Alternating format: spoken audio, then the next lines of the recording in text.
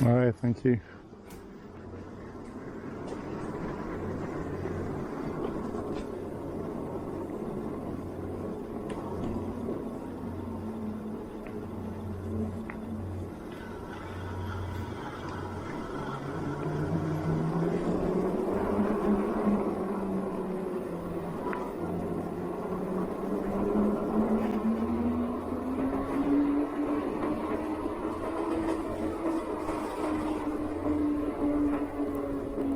Welcome back, guys.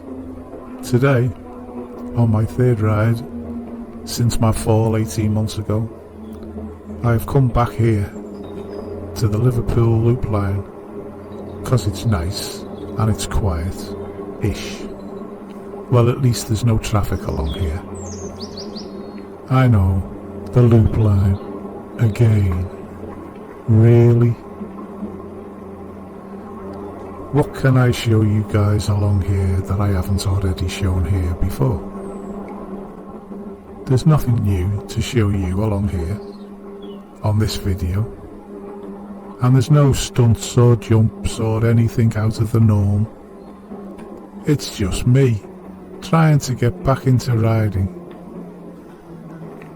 as I've lost my agility and flexibility because my hip hasn't mended itself correctly, and riding a bike again is quite frankly beyond my capabilities. But I miss it so much that I have to try. I have to prove to myself whether I can or I can't do this. I have to know. This is my third ride and I feel a certain amount of improvement from the last two rides. But I have to keep trying now to see how far I can push this. Yeah, there are risks and dangers involved, but I can't sit at home any longer watching another summer slip by without at least giving it a go. I will be making this video in two halves because my bike battery only lasted halfway along the loop before I had to turn round and set off home again.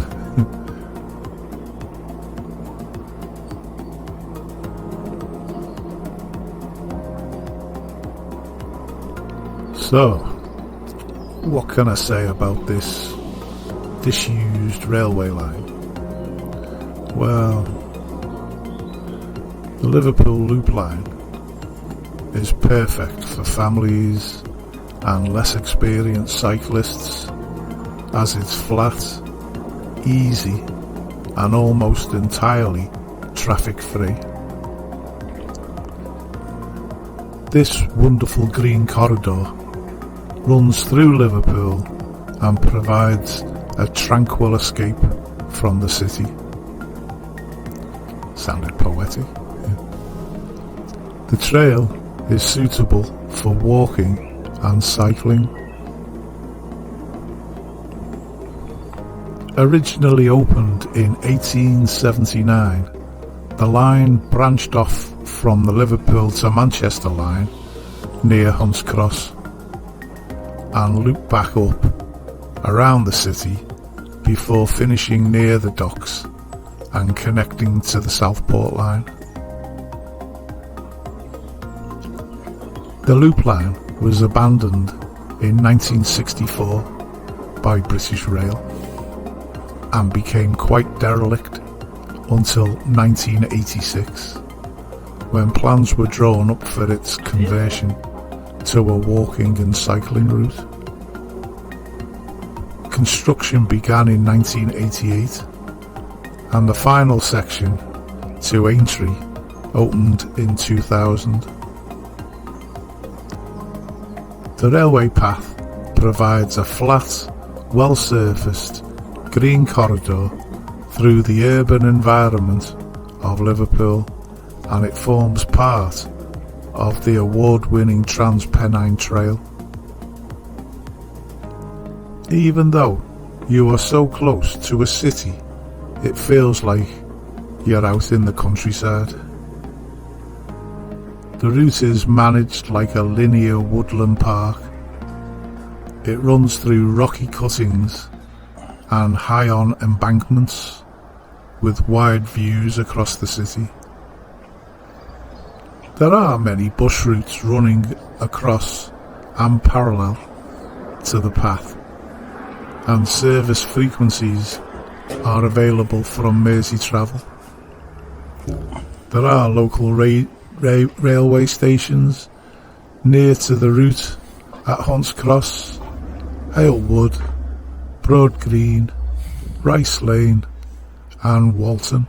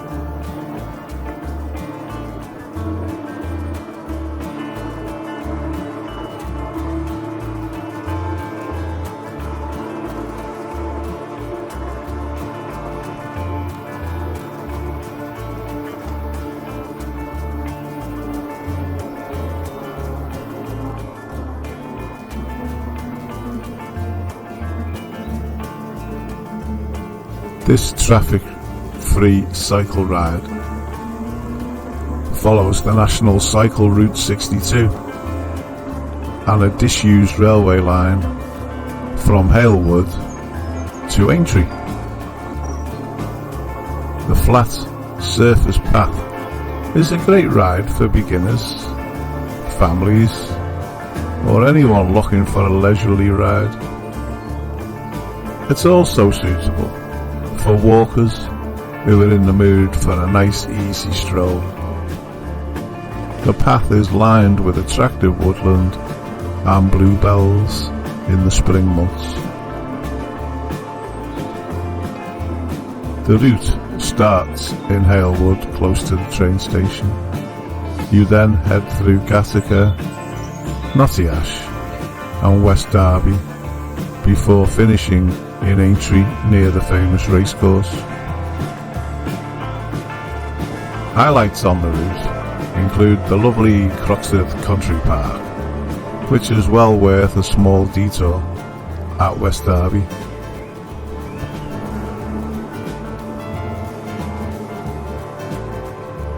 You can extend your outing by continuing north along National Cycle Route 62 and the Trans-Pennine Trail to Maghull, and Southport.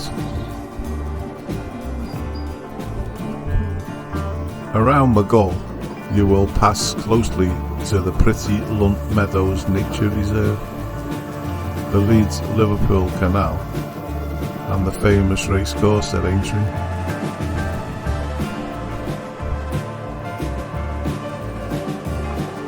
The route passes very close to Chilwell Woods, where there are some pleasant woodland trails. The adjacent village of Chilwell is also worth a visit, with its historic Chilwell Abbey Hotel. The inn is thought to date back to the 11th century and is a nice place to stop for some refreshment. The tap room in the pub also hosted the Beatles in their former incarnation as the Quarrymen back in the 50s. They have a good menu and a lovely garden area for warmer days. They can be found on Abbey Road.